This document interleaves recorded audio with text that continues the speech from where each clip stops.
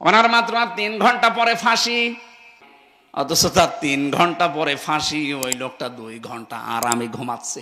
ওনার যে দায়িত্বে ছিলেন কারারক্ষী কুতুব ভাই, বাবা মাঠে যাওয়ার আগে সন্তানকে বলছে আমি মাঠে গেলাম, দুপুর বেলা খাবার নিয়ে যাবে। সারাদিন পরিশ্রম করে বিকালে এসে দেখছে ছেলে খাবার নিয়ে যায়নি, মার্বেল খেলছে। কি বাবা তো খুব খুশি হবে। গরু মারা যে লাঠি আছে ওইটা দিয়ে পেটাবে আর বলবে বেটা তোরে আমি 100 বার বললাম খাবার নিয়ে যাবি, তারপরও তুই গেলি না। 100 বার বলেছিলেন? কয়বার? আপনারা 100 বার, একবারের ভেতরে 100 বারের গুরুত্ব ছিল। আল্লাহ কোন শব্দকে 100 বার বলার ইরাদা যদি করেন, অতবার না বলে একবারেই আয়াতের আগে শব্দের আগে ইন্না লাগিয়ে দেন। এখানে আল্লাহ শব্দ শুরুই করেছেন ইন্না দিয়ে।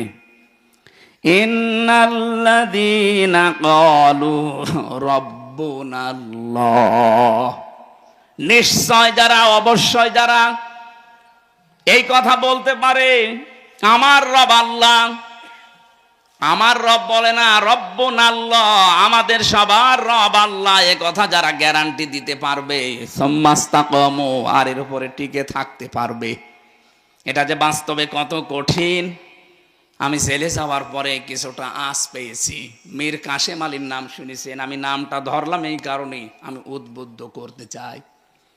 আল্লাহকে যারা রব বলার পরে টিকে থাকতে পারে, তাতানাজ্জালু আলাইহিমুল মালাইকা, আল্লাহ যে ফেরেশতা পাঠায় তাদের কাছে, এটা বাস্তব। ওনার মাত্র 3 ঘন্টা পরে ফাঁসি।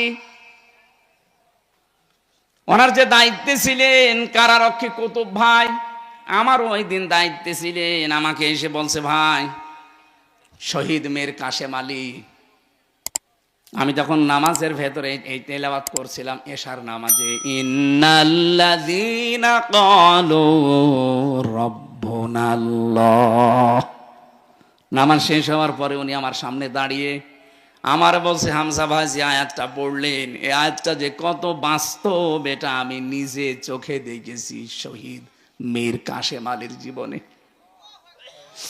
লোকটার মাত্র 3 ঘন্টা পরে ফাঁসি।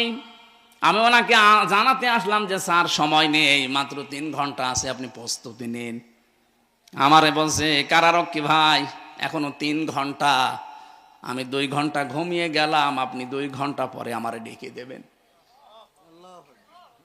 ও আমারে বলছিল যে ভাই যার 3 ঘন্টা পরে ফাঁসি, যার ছেলে ব্যারিস্টার গুম হয়ে আছে, আরমান 8 বছর গুম হয়ে আছে, ও জানেই না যে বেঁচে আছে না মরে গেছে। তাও যে নর্মাল পাগল ছাগল হলে তো হয়তো, ব্যারিস্টার। আর ছেলের চেহারা দেখেছেন, রাজপুত্রের মতো চেহারা, কত বড় শিক্ষিত একটা ছেলে, তার যে প্রপার্টিজ আছে, লক্ষ লক্ষ মানুষের কর্মসংস্থান বানিয়েছে, সেই উত্তরাধিকারে ছেলে, ছেলে গুম হয়ে আছে, তার মেয়ে লাইফ সাপোর্টে আছে, তার বউ। এরকম কঠিন মুহূর্তে মাত্র 3টা ঘন্টা পরে যার ফাঁসি হয়ে যাবে, তার দলীয় যে লোকজন, লক্ষ লক্ষ মানুষ পালিয়ে বেড়াচ্ছে, হাজার হাজার মানুষ জেল খাটতেছে। কথা বলে না কেন?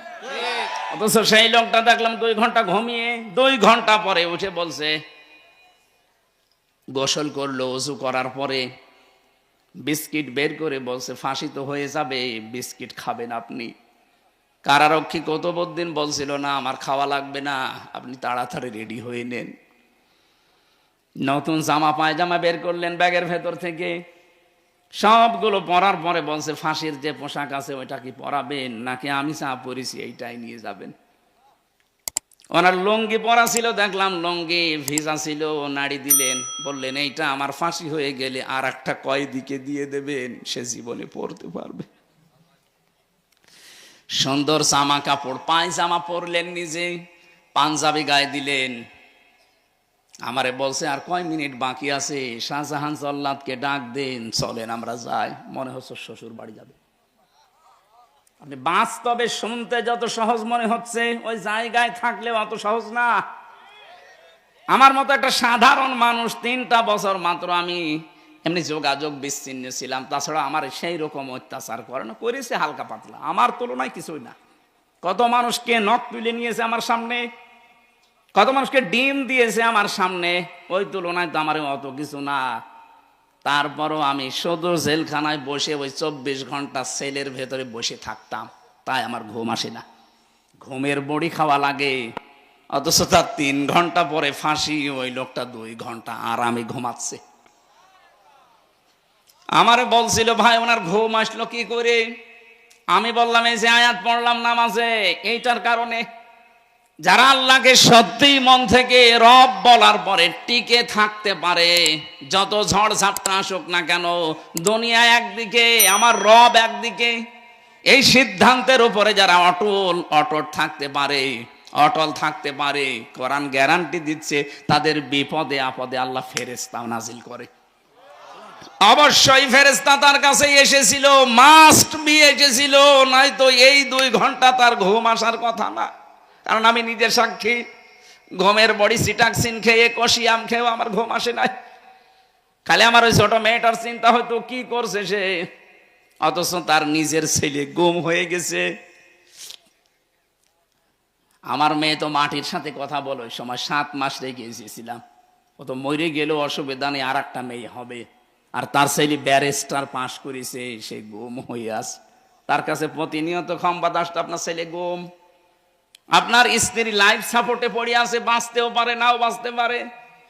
এই কঠিন পরিস্থিতিতে আপনি বলেন তো, ফেরেশতা যদি তার কাছে এসে পরের এই 2টা শব্দ না শোনাবে, আল্লাহ তাখাফু ওয়ালা তাহজানু, 1 নম্বরে বলেছে ভয় পাবেন না, চিন্তা করবেন না। কিসের ভয় পাচ্ছেন? ফাঁসি। ওই যে জান্নাতের সিঁড়ি দেখা যাচ্ছে, এখান থেকে শুধু এই জামানা বাদ দিয়ে আর একটা জগতে যাবেন, ওই সিঁড়ি দিয়ে আপনি জান্নাতে প্রবেশ করবেন। 2 নম্বরে ওয়ালা তাহজানু, চিন্তা করবেন না। কিসের চিন্তা? হয়তো আপনার চিন্তা আসতে পারে, আমি যদি এখন মারা যায়, ফাঁসি হয়ে যায়, আমার ছেলেটা তো গুম হয়ে আছে, আমার পরিবার কে দেখবে? আমার এত বড় বড় ব্যবসা, আপনার আর কয় টাকা আছে? মীর কাশেম আলী বাংলাদেশে 5 জন ধনী থাকলে এরকম অবস্থায় ছিল একজন। লক্ষ লক্ষ মানুষকে কর্মসংস্থান তৈরি করে দিয়েছে। কোন পর্যায়ে ছিল বলেন তো সেই লোকটা?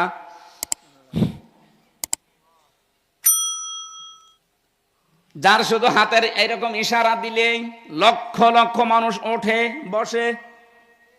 আমার কথা তো ছাগলও শোনে না। মুরগি যে বলা হয় মুরগি ধান খাস না, মুরগি আরো চোরে চোরে খায়। আর তার কি ক্ষমতা আল্লাহ দিয়েছিলেন, পাওয়ার দিয়েছিলেন সারা বাংলাদেশে না সারা পৃথিবীতে, মুসলিম বিশ্বে তার একটা নাম ছিল আলাদা। আমি কতগুলো মুসলমান দেশ ঘুরে আসলাম, এই দেশে কয়েকজনকে অনেকেই চেনে, তার ভেতরে মীর কাশেম আলী একজন। বহু মানুষের কর্মসংস্থান বানিয়েছে, তাও জায়েজ ভাবে, হারাম ভাবে না। এই মানুষটাকে ফেরেশতারা হয়তো এই কথা বলেছিল, আমি তাফসিরে পড়েছি, এইভাবেই লেখা আছে। ফেরেশতারা বলে চিন্তা করবেন না, আপনার দলীয় লোকজন পালিয়ে বেড়াচ্ছে, জেলখানায় আছে, আপনার স্ত্রী অসুস্থ, ছেলে গুম হয়ে আছে, ব্যবসা প্রতিষ্ঠানগুলো সব সরকার হাতছাড়া করে নিচ্ছে, কোনো চিন্তা নেই, ভয় নেই, এগুলোর সব দায়িত্ব আল্লাহ নিজে নেবে। এই কথাটা কানের কাছে যখন ফেরেশতারা বলে তখন তার ঘুম আসে, তাছাড়া ঘুম আসা সম্ভব না। ফেরেশতারা এসে তার সামনে জান্নাতটা তুলে ধরে। একটা রিকোয়েস্ট, আপনি যদি এই চ্যানেলে নতুন এসে থাকেন অথবা সাবস্ক্রাইব না করে থাকেন, অনুগ্রহ করে এখনই সাবস্ক্রাইব করে পাশে বেল আইকনটি বাজিয়ে অল নোটিফিকেশন সিলেক্ট করে দিন।